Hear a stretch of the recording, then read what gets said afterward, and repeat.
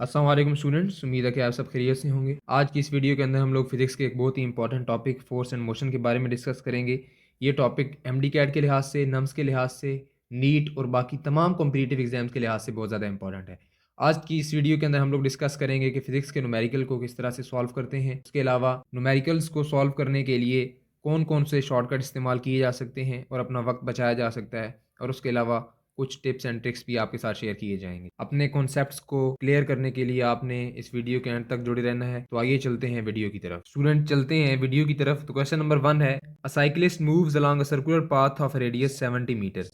एक साइकिलिस्ट है और वो एक सर्कल जिसका रेडियस हमारे पास कितना है, गिवन है 70 मीटर है, उसके इर्द गिर्द जो है वो सर्कुलर पाथ के अंदर चक्कर लगाता है। आगे है, if he completes one round in 11 second calculate the total length of a path. कि अगर हमारे पास 11 सेकंड के अंदर कंप्लीट चक्कर लगाता है, टोटल लेंथ क्या होगी। तो स्टूडेंट सपोज करते हैं ये हमारे पास उसका पॉइंट ए है और ये पूरे सर्कल के इर्द गिर्द चक्कर लगाने के बाद दोबारा से इस पॉइंट ए की तरफ जो है वो पहुंच जाता है। तो हमने ये टोटल फासला जो है वो कैलकुलेट करना है। तो स्टूडेंट ये हमारे पास जो सर्कल का आउटर फासला होता है कि पॉइंट ए से दोबारा से वो पॉइंट ए की तरफ आएगा, इसे हम बोलते हैं सरकमफ्रेंस। और अगर हम बात करते हैं सरकमफ्रेंस की, तो सरकमफ्रेंस का फार्मूला होता है 2πr। तो ये हमारे पास टोटल फासला है एस जो हमने कैलकुलेट करना है।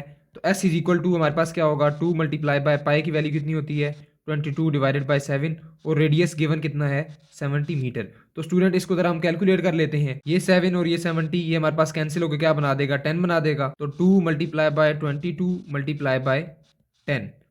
इसको अगर हम मजीद कैलकुलेट करते हैं तो ये बनेगा 2 मल्टीप्लाई बाय 220, और 220 मल्टीप्लाई बाय 2 कितना आंसर बनेगा 440 मीटर। तो स्टूडेंट ये हमारे पास जो आउटर फासला है, ये जिसे हम सरकमफ्रेंस हमने बोला था, ये कितना होगा 440 मीटर। तो ऑप्शन देख लेते हैं। ऑप्शन हमारे पास कौन सा करेक्ट है, क्वेश्चन नंबर 1 का बीटा ऑप्शन करेक्ट है। ओके स्टूडेंट, क्वेश्चन नंबर 2 है, a body is projected horizontally from the top of a cliff with a velocity of 9.8 metre per second. What time lapses before horizontal and vertical velocities become equal? Question हमारे पास ये है कि suppose करते हैं हमारे पास एक Cliff है, पहाड़ की चोटी है, और वहां से हम बॉल को क्या करते हैं, थ्रो करते हैं। तो इस को जिस वेलोसिटी से थ्रो करते हैं वो वेलोसिटी v है। इस वेलोसिटी के दो कंपोनेंट हमारे पास बन जाएंगे। एक कंपोनेंट हॉरिजॉन्टल डायरेक्शन के अंदर vx होगा, और दूसरा कंपोनेंट हमारे पास क्या होगा, वर्टिकल डायरेक्शन के अंदर vy होगा। तो वो कहता है कि कितने टाइम के बाद हमारे पास वी एक्स और वी वाई क्या हो जाएंगे, बराबर हो जाएंगे। ये टाइम हमने कैलकुलेट करना है। तो स्टूडेंट एक चीज़ आपने याद रखनी है कि किसी भी ऑब्जेक्ट को जब हम प्रोजेक्टरी मोशन के अंदर हम इसको प्रोजेक्ट करते हैं, उसको फेंकते हैं, तो उसकी जो हॉरिजॉन्टल वेलोसिटी होती है वी एक्स, वो हमेशा क्या होती है, वो कांस्टेंट होती है। तो चूंकि इनिशियल वेलोसिटी उसने कितनी दी थी, 9.8 मीटर पर सेकंड दी थी, तो वी एक्स हमारे पास throughout the trajectory 9.8 metre per second ही रहेगी, कांस्टेंट रहेगी। जबकि अगर हम बात करते हैं वी वाई की, फर्स्ट इक्वेशन ऑफ मोशन के मुताबिक v F is equal to v i plus a t. तो स्टूडेंट जो हमारे पास इनिशियल वेलोसिटी है, तो स्टूडेंट इसके जरिए से हम लोग क्या कैलकुलेट करेंगे, y component, v f y is equal to v i y plus a t. Student जो हमारे पास इसका इनिशियल वेलोसिटी वाला कंपोनेंट होगा, ये क्या होगा, जीरो होगा, क्योंकि इसके अंदर किसी भी जगह पे वी आई वाई क्या होगा, जीरो होगा। तो we f y is equal to acceleration, यहाँ पे क्या होगी, एक्सेलरेशन ड्यू टू ग्रेविटी। तो स्टूडेंट ड्यू टू ग्रेविटी हमारे पास क्या एक्सेलरेशन है, 9.8 मल्टीप्लाई बाय टाइम। तो स्टूडेंट आप देख सकते हैं कि जो वी एक्स आई थी वो कितनी आई थी, 9.8 मीटर पर सेकेंड आई थी। वी वाई कितनी आई है, ये हमारे पास आई है 9.8 इंटू टी। तो स्टूडेंट टी की वैल्यू कितनी होगी, तो ये आंसर क्या आएगा 9.8। तो अगर हम टाइम लेते हैं 1 सेकेंड, टाइम की वैल्यू क्या पुट करते हैं, 1 सेकेंड पुट करते हैं इस इक्वेशन के अंदर, तो 9.8 इंटू वन हमारे पास क्या आंसर आ जाएगा 9.8। तो स्टूडेंट एक सेकंड गुजरने के बाद वी एफ और वी वाई क्या हो जाएंगे, बराबर हो जाएंगे। तो स्टूडेंट क्वेश्चन नंबर 2 का आंसर हमारे पास क्या होगा, डेल्टा। 1 सेकंड, एक सेकंड गुजरने के बाद हॉरिजॉन्टल और वर्टिकल कंपोनेंट क्या हो जाएंगे, बराबर हो जाएंगे। ओके स्टूडेंट, क्वेश्चन नंबर 3 की तरफ चलते हैं कि 2 bullets are fired simultaneously horizontally and with different speeds from the same place, which bullet will hit the ground first. तो स्टूडेंट क्वेश्चन के अंदर हमारे पास क्या है कि दो बुलेट्स हैं। एक को हम सपोज कर लेते हैं कि एक बुलेट नंबर ए है, और सेकंड बुलेट हमारे पास क्या है, बुलेट बी है। तो स्टूडेंट क्वेश्चन के मुताबिक बुलेट ए और बी एक हाइट से डिफरेंट स्पीड के साथ जो है अगर उसको फायर किया जाता है तो वो कहते हैं कि सबसे पहले कौन सी बुलेट जो है वो ज़मीन के ऊपर गिरेगी। तो स्टूडेंट यहाँ आप तीनों इक्वेशंस ऑफ मोशन आपके सामने हैं, हमने देखना ये है कि सबसे पहले कौन सी बुलेट जो है वो ज़मीन के ऊपर आएगी। तो इसके लिए हमें टाइम देखना पड़ेगा, टाइम कैलकुलेट करना पड़ेगा कि टाइम किन किन चीज़ों पर डिपेंड करता है। तो स्टूडेंट इक्वेशन नंबर 1 के अंदर भी टाइम है, इक्वेशन नंबर 2 के अंदर भी टाइम है, 3 के अंदर टाइम नहीं है, तो 3 वाली इस्तेमाल नहीं हो सकती। लेकिन चूंकि हमारे पास डिस्टेंस भी गिवन होगा, क्योंकि एक हमारे पास एक हाइट के ऊपर जो है उससे हम फायर कर रहे हैं, ऐसी इक्वेशन जिसके अंदर डिस्टेंस मौजूद होगा हम उसको इस्तेमाल करेंगे, जो कि सेकंड इक्वेशन ऑफ मोशन है। इक्वेशन ऑफ मोशन को अगर हम इस्तेमाल करते हैं s is equal to v i t plus half g t square, क्योंकि एक हाइट से हमने किया है तो यहाँ पे एक्सेलरेशन क्या होगी ड्यू टू ग्रेविटी। जब इन दोनों को हम फायर करने लगे थे तो इनिशियल वेलोसिटी क्या थी, जीरो थी। तो ये हमारे पास वी आई टी क्या हो जाएगा, जीरो हो जाएगा, ये पूरा कैंसिल हो जाएगा। तो s is equal to half g t square. तो यहाँ से हम लोगों ने टाइम को कैलकुलेट करना है, s is equal to half g t square, यहाँ से हमने टाइम कैलकुलेट करना है। तो t square is equal to 2s divided by g, time calculate करना है तो t is equal to under root 2s divided by g. Time किन किन फैक्टर के ऊपर डिपेंड करता है। सबसे पहला हमारे पास फैक्टर है डिस्टेंस, एस के ऊपर डिपेंड करता है। तो एस हमारे पास क्या था, क्वेश्चन के अंदर क्या था कि both bullets are fired simultaneously from the same place. इस सेम प्लेस से हमें पता चल रहा है कि जो फासला होगा ये क्या होगा, सेम होगा। एस क्या है, सेम है। ग्रेविटी, तो एक ही जगह से एक ही हाइट से हमने दोनों को फायर किया तो ग्रेविटी भी क्या है, सेम है। तो स्टूडेंट दोनों एक ही टाइम के ऊपर जो है वो ज़मीन के ऊपर पहुंचेंगी, बेशक उनकी स्पीड क्या थी, डिफरेंट थी, क्योंकि टाइम जो है वो डिपेंड नहीं करता स्पीड के ऊपर या वेलोसिटी के ऊपर, टाइम डिपेंड करता है डिस्टेंस के ऊपर और ग्रेविटी के ऊपर। तो इसका आंसर क्या होगा, delta, both will reach simultaneously. Okay student, question number 4 की तरफ चलते हैं। क्या body is moving along a straight path, what will happen to the body in the absence of an external field. तो स्टूडेंट क्वेश्चन ये है कि हमारे पास अगर एक बॉडी एक स्ट्रेट पाथ के अंदर जो है वो मूव कर रही है, इसके ऊपर कोई भी एक्सटर्नल फील्ड का इन्फ्लुएंस नहीं है, इसके ऊपर कोई एक्सटर्नली फोर्स नहीं लग रही, ना मैग्नेटिक, ना इलेक्ट्रिकल, ना मैकेनिकल। तो एक्सटर्नल फील्ड की एब्सेंस के अंदर इस बॉडी के साथ क्या होगा। तो स्टूडेंट गैलीलियो जो है उसकी एक सेइंग है कि अगर कोई भी ऑब्जेक्ट एक स्ट्रेट पाथ के अंदर मूव कर रहा हो इन the absence of external field, तो वो सेम स्पीड के साथ मूव करता रहेगा स्ट्रेट पाथ के अंदर। तो इसका आंसर क्या होगा, Charlie, it will move with the same speed along the same straight path. तो स्टूडेंट ये गैलीलियो की सेइंग है, ये एज इट इज आपको याद होनी चाहिए। स्टूडेंट क्वेश्चन नंबर 5 की तरफ चलते हैं कि पर्सन इज स्टैंडिंग इन अ बस when the bus start moving forward suddenly. Student question ये है कि आप एक बस के अंदर खड़े हैं और जैसे ही बस आगे चलना स्टार्ट करती है इस डायरेक्शन के अंदर, तो आप किस डायरेक्शन के अंदर जो है वो मूव करेंगे। तो स्टूडेंट होता ये है कि एक कॉन्सेप्ट होता है जिसका नाम है इनर्शिया। इनर्शिया के मुताबिक कि अगर कोई भी ऑब्जेक्ट रेस्ट पे है तो वो रेस्ट पे रहेगा, अगर कोई भी ऑब्जेक्ट मूव कर रहा है तो वो मूव करता रहेगा। हमारा जो लोअर बॉडी पार्ट्स होते हैं, लोअर बॉडी पार्ट्स वो क्या होते हैं, वो in contact with the bus होते हैं। तो स्टूडेंट जो लोअर बॉडी पार्ट होते हैं वो in contact with the bus होते हैं, जबकि जो अपर बॉडी पार्ट होते हैं they try to continue to remain at rest due to inertia, तो वो रेस्ट पे रहना चाहते हैं। लेकिन जैसे ही बस फॉरवर्ड मूव करती है तो अपर बॉडी पार्ट क्या करेंगे, बस के साथ आगे मूव करेंगे, जबकि जो लोअर बॉडी पार्ट हैं वो in contact with the bus rest पे ही रहेंगे। तो स्टूडेंट होता क्या है कि जैसे ही बस फॉरवर्ड मूव करती है तो जो अपर बॉडी पार्ट है ये चाहता है कि ये भी क्या रहे, रेस्ट पे रहे। तो होता क्या है कि जैसे ही बस मूव करेगी फॉरवर्ड, बंदा क्या मूव करता है, बैकवर्ड। तो बंदे की जो डायरेक्शन होती है, इंसान की डायरेक्शन क्या होती है, बैकवर्ड होती है, क्योंकि अपर बॉडी पार्ट चाहता है कि वो रेस्ट पे रहे, जबकि बस जो है वो आगे मूव करती है। तो द पर्सन मूव्स फॉरवर्ड। और इसका इन्वर्स होता है कि जब हमारे पास क्या होता है, when the brakes are applied, जब ब्रेक अप्लाई होती हैं, ब्रेक्स आर अप्लाइड, बंदा क्या करता है, बस मूव करती है, यानी बस की जो वेलोसिटी है, बस की जो एक्सेलरेशन है वो क्या करती है, यहाँ पे जैसे ही बस स्टॉप होगी तो रेजिस्टेंस होगी। बंदा क्या करेगा, बंदा चाहेगा कि मैं बस के साथ जो है वो मूव करता रहूं आगे की तरफ। तो जैसे ही बस स्टॉप होती है तो बंदा आगे की तरफ मूव करता है। तो जब बस चलने लगेगी तो बंदे की डायरेक्शन क्या हो जाएगी, बस के इनवर्स पीछे की तरफ, द पर्सन मूव्स फॉरवर्ड। और जब ब्रेक अप्लाई होगी तो हमारे पास की डायरेक्शन क्या हो जाएगी, अपोजिट हो जाएगी। और ये सारा कुछ क्यों हो रहा होता है, ड्यू टू इनर्शिया। तो स्टूडेंट इस लिहाज से इसका आंसर क्या होगा, delta, the person moves backward. Student question number 6 की तरफ चलते हैं। Ship of mass 3 multiply by 10 की power 7 kg initially at rest is pulled by a force of 5 into 10 की power 4 Newton through a distance of 3 meter. Assuming that the resistance due to water is negligible, the speed of the ship is. तो student question के अंदर हमारे पास क्या है कि एक शिप है जिसका मैस हमारे पास गिवन है, मैस की value which is equal to 3 multiply by 10 की पावर 7 kg। इसी तरह इसके ऊपर जो फोर्स लग रही है वो हमारे पास कितनी है, 5 इंटू 10 की पावर 4 न्यूटन है, और डिस्टेंस भी दिया हुआ है which is equal to 3 metre. हम लोगों ने स्पीड मालूम करनी है। तो स्टूडेंट यहाँ से मैस और फोर्स के अंदर से सबसे पहले हम लोग क्या मालूम करेंगे, एक्सेलरेशन। एक्सेलरेशन मालूम करने के लिए फार्मूला होता है f is equal to M a. तो ए इज इक्वल टू क्या हो जाएगा, एफ अपॉन एम हो जाएगा, यानी 5 इंटू 10 की पावर 4 अपॉन 3 इंटू 10 की पावर 7। जैसे ही हम इसको कैलकुलेट करेंगे तो एक्सेलरेशन की वैल्यू कितनी आएगी, ये हमारे पास ऊपर क्या बनेगा 0.6 इंटू 10 की पावर 4 माइनस 7, ये हमारे पास बनेगा 10 की पावर माइनस 3। 0.6 इंटू 10 की पावर माइनस 3 एक्सेलरेशन की वैल्यू जो है वो हमारे पास आ चुकी है। लेकिन हमने मालूम क्या करना है, वेलोसिटी। तो स्टूडेंट जो हमारे पास डाटा था एम एफ और डिस्टेंस गिवन था, एक्सेलरेशन हम लोगों ने निकाल दी, लेकिन इसके अंदर टाइम नहीं है। तो हम इक्वेशन ऑफ मोशन आपके सामने है, इक्वेशन ऑफ मोशन में हम वो इस्तेमाल करेंगे जो कि इंडिपेंडेंट ऑफ टाइम है, which is third equation of motion.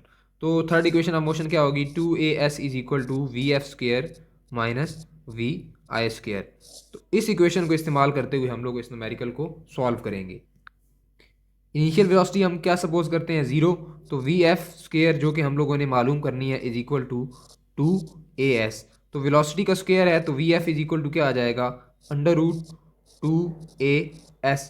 जब वैल्यू पुट करेंगे 2a की वैल्यू है 0.6 इंटू 10 की पावर माइनस 3 और s की वैल्यू कितनी है 3 मीटर। तो यहाँ से हमारे पास जो फाइनल वेलोसिटी का आंसर आना है वो कितना आना है, 0.1 मीटर पर सेकेंड। तो इस क्वेश्चन का आंसर क्या है, 0.1 मीटर पर सेकेंड। आंसर है चार्ली।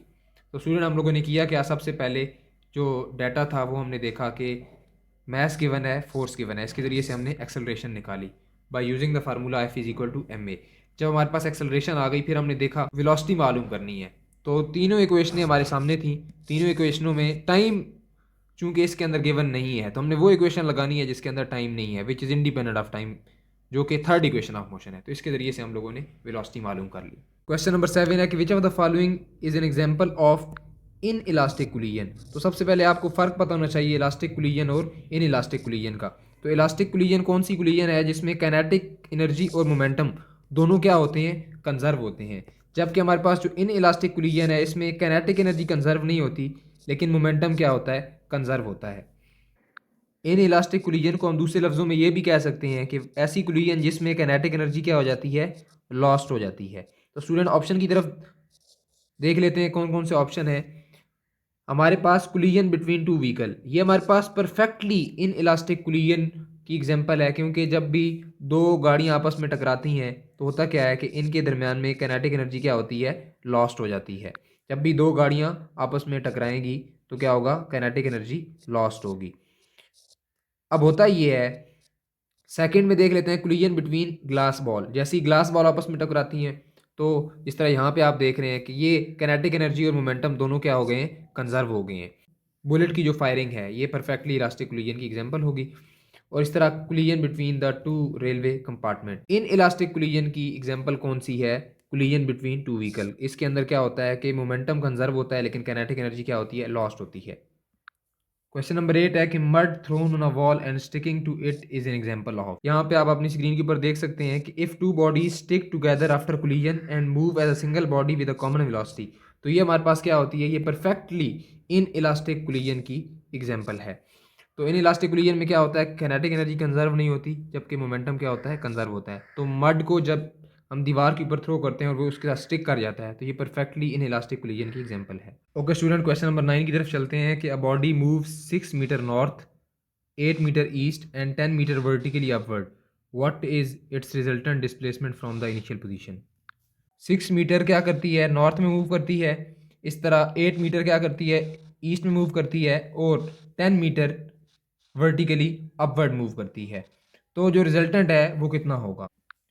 तो स्टूडेंट ये आप देख सकते हैं कि ये हमारे पास क्या आएगा, रिजल्टेंट आएगा। तो इसको कैसे सॉल्व करेंगे हम? तो स्टूडेंट यहाँ पे आप देख सकते हैं, अगर मैं इसे डॉटेड लाइन ये लगाता हूँ, यहाँ से डॉटेड कर देता हूँ और इसको मुकम्मल रेक्टेंगल बना लेते हैं। This is our rectangle. तो ये जो हाइट है ये कितनी है? 6 मीटर। इसी तरह ये कितनी है? 8 मीटर। ऊपर भी 8 मीटर। और ये कितना है? 10 मीटर।